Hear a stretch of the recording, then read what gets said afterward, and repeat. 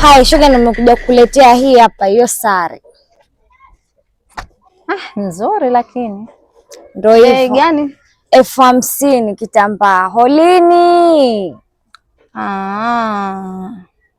Sawa, mimi nimeiona hii sare lakini sasa hivi mume wangu hayupo, hajarudi kazini.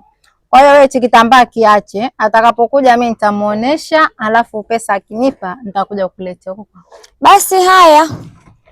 Asante. Mimi nataka mume wangu huyo, subiri kwanza nitapokea. Mume wangu.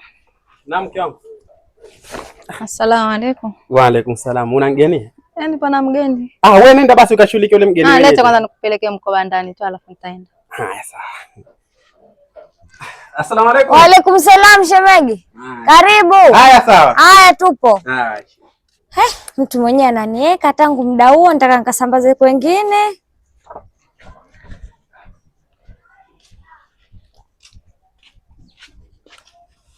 Shoga, nimerudi.